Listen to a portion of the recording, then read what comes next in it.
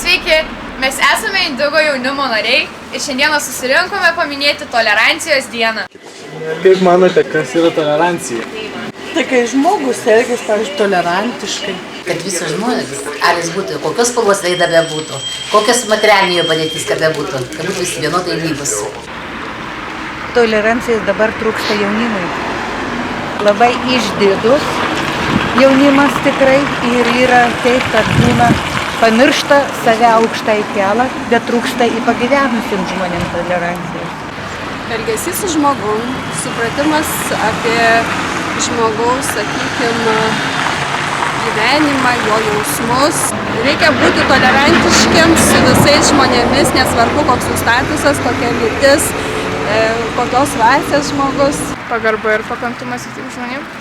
Tolerancija tai yra daug platesnė sąvoka.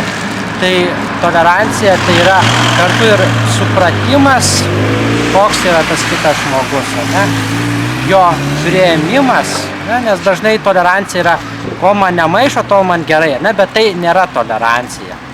Tolerancija yra, kai aš suprantu, koks yra kitas žmogus ir aš leidžiu jam būti kitokiam negu aš gerbiu būtent, ne, jo unikalumą, individualumą.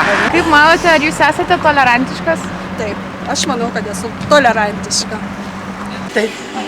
Taip. Aš stengiuosi būti tolerantiškas iš tikrųjų, nes bandau suprasti kitą žmogų. Aišku, jis kažkaip veikia neigiamai, kažkokia šaukianti apranga, šaukiantis elgesys, bet aš iškart bandau pažiūrėti iš jo pozicijos, ar ne? Kokiais kultūrai priklauso, kaip tas žmogus jaučiasi, ar ne? Aš iš tikrųjų tiesiog bandau gyventi tomis vertybėmis, kad leisti žmogui būti kitokiam. Ne tik šnekėti apie tai, bet ir gyventi to. Ar jūs turite blogį, kaip nors prieš juodaodžius, kitokios rasės, ar kitokį tikėjimą? Ne, niekur.